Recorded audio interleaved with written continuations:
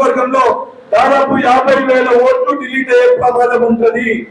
ఇది ఇతర రాష్ట్రాల్లో కూడా గతానికి ఇప్పుడు తేడా ఏంటంటే కాంగ్రెస్ పార్టీ ఉన్నప్పుడు 2012లో మనం ఓటర్ రివిజన్ చేసినాం.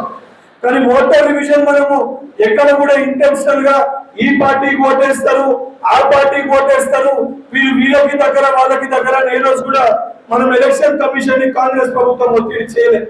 కానీ ఈరోజు భారతీయ జనతా పార్టీ ఉద్దేశపూర్వకంగా 12 ఏళ్ల అధికారం నుండి వాళ్ళు దేశానికి చేసిందేమీ లేదు.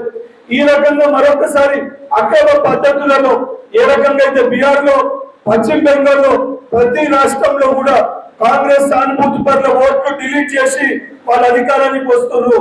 ఆ పద్ధతిని కూడా తెలంగాణ రాష్ట్రంలో పొద్దున ఇక్కడ బీఆర్ఎస్ పార్టీ తోటి కుమ్మక్కై, బీజేపీ బీఆర్ఎస్ పార్టీ ఇద్దరు కుమ్మక్కై రేపు పొద్దున మనకు ప్రమాదం ఉంది. దాని గురించే పిసిసి అధ్యక్షులు పదే ఇప్పటికే ఎమ్మెల్యేలతోటి, డిసిసి అధ్యక్షులతోటి, ముఖ్యమంత్రి గారితో 3 సార్లు మాకు అవగాహన సదస్సు పెట్టిండ్రు, 3 సార్లు మాకు దీనిపైన మీటింగ్ పెట్టిండ్రు. ఎందుకంటే ఇది చాలా ఇంపార్టెంట్. ఒక్కసారి డిలీట్ అయిపోతే గుజరాత్ రాష్ట్రంలో 25 సంవత్సరాల కాంగ్రెస్ పార్టీ అధికారంలో లేదు. 25 సంవత్సరాల గుజరాత్ లో కాంగ్రెస్ పార్టీ అధికారంలో లేదు. ఒక్కసారి డిలీట్ అయిపోయాక తర్వాత మనం ఎక్కియాలన్నా, తర్వాత తప్పు జరిగిందన్నా కూడా సరిదిద్దుకునే అవకాశం మనకు ఉండదు. దానికోసమే బిఎల్ఏలతోటి గ్రామ శాఖ అధ్యక్షులు ఎవరైతే ఉన్నారో, గ్రామాలలో గ్రామ శాఖ అధ్యక్షులు ఎవరైతే ఉన్నారో బిఎల్ఏలతోటి 2 రోజులకు ఒకసారి చర్చించండి, 2 రోజులకు ఒకసారి మాట్లాడండి, 2 రోజులకు ఒకసారి కూర్చొని ఏమన్నా ఇష్యూస్ ఉంటే ఎమ్మెల్యే గారి దృష్టికి తీసుకొని పోండి.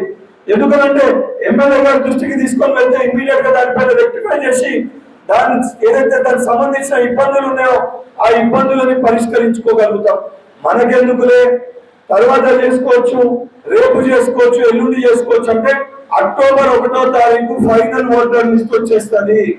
ఒకసారి అక్టోబర్ 1వ తారీఖు ఫైనల్ ఓటర్ లిస్ట్ వచ్చినాక మనం ఏమి చేయాలనుకున్నా కూడా సరిదిద్దుకునే అవకాశం ఉండదు.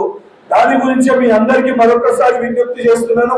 మీకు అందుబాటులో ఇప్పుడు 326 మందికి సంబంధించి 33 మందిని ఏదైతే మీ పైన అబ్జర్వర్లుగా స్థానికంగా ఎంపీటీసీ స్థాయిలో, జెడ్పీటీసీ స్థాయిలో లేదా సర్పంచ్ స్థాయి నాయకులను నియమించి ప్రతి ఒక్కరు 10 మందిని సమన్వయం చేసుకొని వారం రోజులలో తప్పనిసరిగా ఆ 10 మందితో మీరు మీ ఇంటికాడ మీటింగ్ పెట్టుకోవాలి. మీటింగ్ పెట్టుకొని ఆ వారం రోజులు ఆ బిఎల్ఏ ఏం పని చేసిండు, ఆ బిఎల్ఏ చేసిన రిపోర్ట్ ని మీరు సూపర్వైజ్ చేసి చూడాలి. ఆ బిఎల్ఏ పని చేయకపోతే ఏ రకంగా పని చేయాలి, లేదా ఎమ్మెల్యే గారి దృష్టికి తీసుకొని వెళ్ళి పలానా గ్రామంలో, పలానా బూత్ లో పలానా వ్యక్తి పని చేస్తలేదన్నా ఇబ్బంది అవుతుందంటే ఎమ్మెల్యే గారు డైరెక్ట్ గా ఆ బిఎల్ఏ ఫోన్ చేసి మాట్లాడటం జరుగుతుంది. దయచేసి మీ అందరూ కూడా విజ్ఞప్తి చేస్తున్నా, ఇది మన అందరి భవిష్యత్తు కోసము. రేపు మన భవిష్యత్తు బాగుండాలన్నా, మనం అధికారంలో ఉండాలన్నా, ఈ యొక్క ప్రమాదం నుంచి మనం బయటపడాలన్నా ఈ 3 నెలలు అన్ని పనులు పక్కన పెట్టండి. అందరికంటే ఫస్ట్ ప్రయారిటీ ఈ ఎస్ఐఆర్ ప్రక్రియలో మీరందరూ భాగస్వాములై మన ఓటర్లు డిలీట్ కాకుండా కొత్త ఓటర్లను యాడ్ చేసే విధంగా చాలా మంది కూడా గ్రామాలలో ఫామ్ నింపనీకి కూడా రాదు, అప్లికేషన్ నింపనీకి కూడా రాదు. చిన్న మిస్టేక్స్ అయితే కూడా ఫామ్ ఎగిరిపోయే పరిస్థితి ఉండదు.